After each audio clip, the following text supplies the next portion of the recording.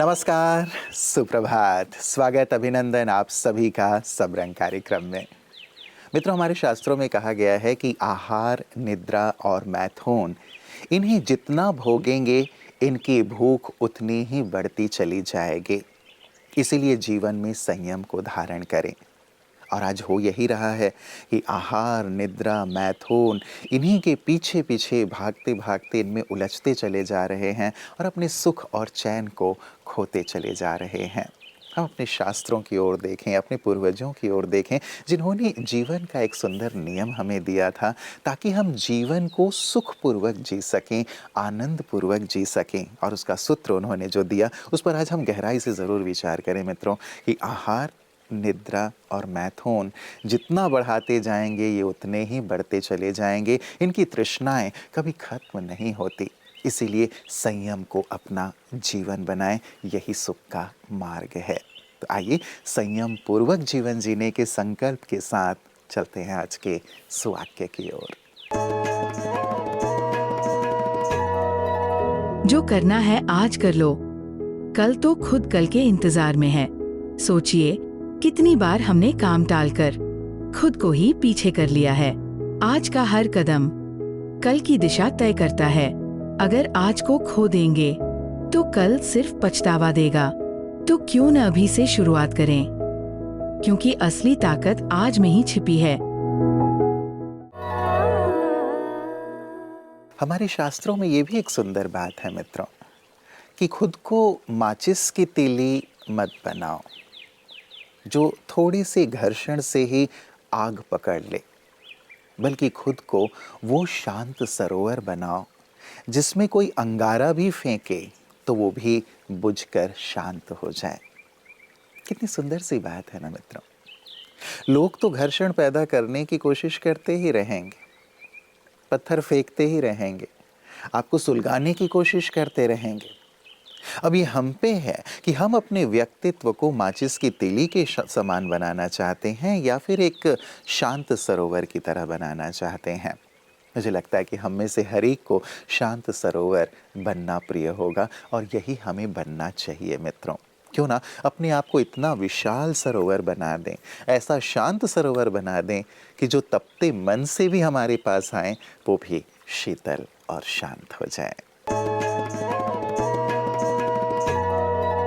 आइए आज स्वास्थ्य के इस विशेष भाग में जानते हैं कि व्रत आपकी सेहत पर कैसे प्रभाव डालता है। जब आप व्रत रखते हैं तो ये सिर्फ पूजा नहीं, ये शरीर और मन को रीसेट करने का मौका है। व्रत से शरीर डिटॉक्स होता है, पुराने टॉक्सिन्स बाहर निकलते हैं, पाचन तंत्र को आराम मिलता है और इम्यून सिस्टम मजबूत हो जाता है। कैलोरी इंटेक कम होता है जिससे वजन नियंत्रित रहता है, ब्लड शुगर संतुलित होता है और मेटाबॉलिज्म तेज हो जाता है। व्रत से सेल्स खुद को रिपेयर करते हैं, उम्र बढ़ने की प्रक्रिया धीमी होती है, हार्मोनल बैलेंस सुधरता है, ग्रोथ हार्मोन बढ़ता है जो शरीर की रिकवरी और ऊर्जा में मदद करता है। हृदय स्वास्थ्य बेहतर होता है, कोलेस्ट्रॉल और ब्लड प्रेशर नियंत्रित रहते हैं, सूजन कम होती है, जोड़ों और अंगों को राहत मिलती है। व्रत से मन शांत होता है, ध्यान केंद्रित होता है, मानसिक स्पष्टता और आत्मिक शांति मिलती है। जैसे शरीर और आत्मा एक सुर में आ जाएं।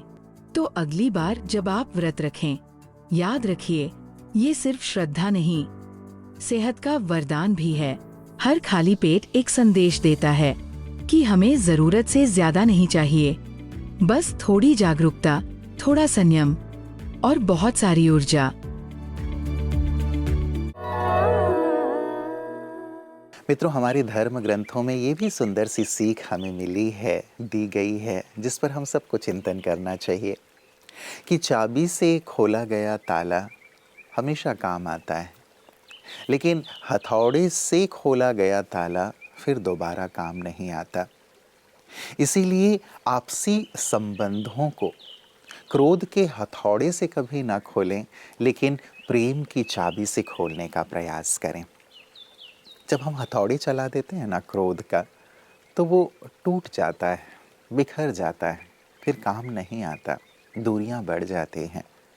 और वहीं यदि बातें कुछ भी हो, प्रेम की चाबी लगाते हैं, उससे ये ताला खोलते हैं, तो सचमुच ये ताला हमेशा काम आता रहता है। इसीलिए हम कभी भी हथौड़े का प्रयोग ना करें, क्रोध रूपी हथौड़े का प्रयोग ना करें, लेकिन प्रेम रूपी चाबी का प्रयोग करें। यही जीवन जीने का सुंदर सार है, जीवन जीने की कला है। तो किस तरीके की यहाँ पे सुविधाएं उन लोगों को दी जा रही थी जो श्रद्धालु थे उनकी? देखिए, जो सेफ्टी से रिलेटेड है, आपने देखा होगा पूरा मेला क्षेत्र जो है 4000 हेक्टेयर में फैला हुआ है, जिसके अंदर की जो 10 जोन बनाए गए हैं, 25 सेक्टर बनाए गए हैं।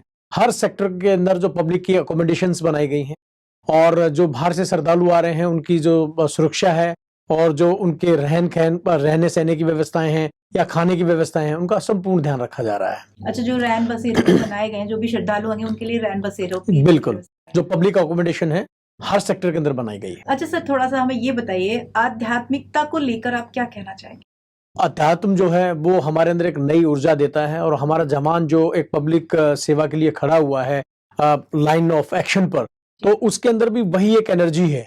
वो जवान 24 घंटे की ड्यूटियां कैसे करता है, क्योंकि वो इस पूरे मेला का जो एक अध्यात्म है उसके साथ जुड़ा हुआ है, उसकी संवेदनाएं उसके साथ में है, इसलिए वो श्रद्धालुओं की सेवा भी करता है और साथ साथ अपनी ड्यूटी का निर्वहन भी करता है। यहाँ पर जो मेरा एक बेसिक जो काम है वो फायर सेफ्टी और डिजास्टर को कंट्रोल करने का है।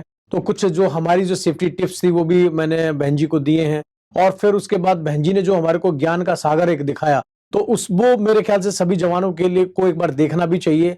और ये जो पूरा कि कैसे हम माया जाल में फंसे हुए हैं, और कैसे जो बुरी आदतें हैं हमारे अंदर आती जा रही हैं, उनको कैसे मेडिटेशन करके हम उनको त्याग सकते हैं, ये सारी चीजें जो हैं आज बहन जी ने हमारे को दिखाया। और जो प्रदर्शनी है कि कहां से कहां तक और हम कैसे अपने आप को सुधार सकते हैं, ये सारी चीजें आज बहन जी ने बताई, और काफी एक अच्छा अनुभव हमारा इस में रहा।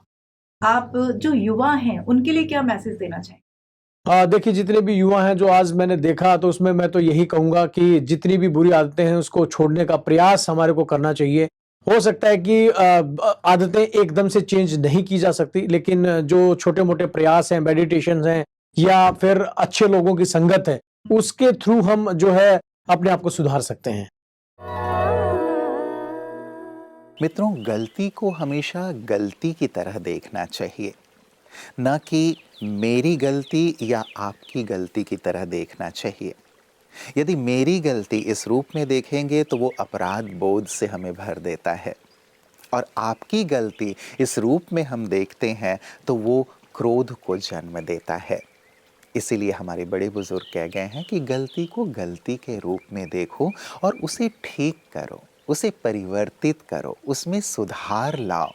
तुम्हारी या मेरी ये द्वंद्व को पैदा करेगा, या तो अपराध बोध को या गुस्से को जन्म देगा। इसीलिए उस गलती को दूर करना श्रेयस्कर है। इसीलिए गलती को गलती की नज़र से देखते हुए उसे ठीक करने का प्रयास किया जाना, यही मानवता है, यही इंसानियत है, और यही आगे बढ़ने का सुंदर जरिया है। ओम शांति। श्रीमद् भगवद गीता का ज्ञान बहुत सरल भी है और बहुत गुह्य भी है। जैसे कि परमात्मा कहते हैं, सब दुखों का कारण ममकार है, या यूं कहे मैं और मेरापन है। लेकिन ज्ञान का आधार भी तो मैं और मेरा ही है। अगर गलत तरीके से मैं और मेरे का इस्तेमाल किया तो हम जकड़ जाते हैं बंधनों में। सही तरीके से मैं और मेरे को समझ लिया तो हम बंधन मुक्त हो जाते हैं। जैसे कहते हैं, ताले को खोलने के लिए भी वही चाबी है और ताला बंद करने के लिए भी वही चाबी है। बस घुमाना किस तरफ घुमाते हैं उसके आधार से या तो ताला बंद हो जाता है या तो ताला खुल जाता है। इसी तरह ये दो ही शब्द है, ये हमारे अंदर ममकार भी पैदा कर देता है या चमत्कार भी कर देता है, बंधन मुक्त भी कर देता है। मैं और मेरा ये जो जाल हमने फंसा के रखा है, इसके अंदर अगर ये डाल दे कि मैं कौन हूँ, यथार्थ स्वरूप से अध्यात्म चेतना को पहचान ले और मेरा कौन है परम सत्ता परमात्मा को हम पहचान ले, तो हमारे जिंदगी की सारे बंद तारे खुल जाएंगे, हम स्वतंत्र खुश नसीब हो जाएंगे। अगर किसी चाबी को उल्टा घुमा दिया, मैं और मेरा देह भाव के आधार से आ गया, तो इस ममकार में अगर हम फंस गए तो उठना तो दूर, उसी में जकड़ते हुए जिंदगी को हम बहुत मुश्किल में ढाल देंगे। इसलिए भगवान कहता है, निर्ममो भूत्वा, ममकार से मुक्त हो जाओ, देह भार से मुक्त हो जाओ, अहंकार से मुक्त हो जाओ। इसके लिए हमें थोड़ा सा अपने अंतर को देखने की जरूरत है। इसलिए मैं और मेरा ही जीवन का सत्य सार है, यथार्थ। मित्रों, आज सबरंग में हमने देखा कि हमारे वेद, शास्त्र, पुराण और सभी धर्मों के धर्म ग्रंथ कितनी अच्छी अच्छी बातें हमें सिखाते हैं, जिन्हें जीवन में ले आए तो सचमुच जीवन कितना सुंदर हो जाए। एक और सुंदर सी बात के साथ आपको छोड़े जा रहा हूँ मित्रों, जिस पर चिंतन कीजिएगा। कहा गया है हमारे वेद शास्त्रों में कि यदि विचार अच्छे हैं तो मन ही मंदिर है, यदि आहार अच्छा है तो तन ही मंदिर है, यदि व्यवहार अच्छा है तो जहाँ आप हैं वही मंदिर है, और यदि तीनों अच्छे हैं तो आपका जीवन ही मंदिर है। तो आए हम अपने जीवन को ही मंदिर बना लें, अपने विचार, अपने आहार, अपने व्यवहार को शुद्ध करके, श्रेष्ठ करके, तो आपका जीवन मंदिर बन जाए, जहाँ हर एक आत्मा सुख पाए, आनंद पाए, शांति पाए, सबकी मनोकामना पूर्ण हो। इन्हीं मंगल कामनाओं के साथ नमस्कार, ओम शांति।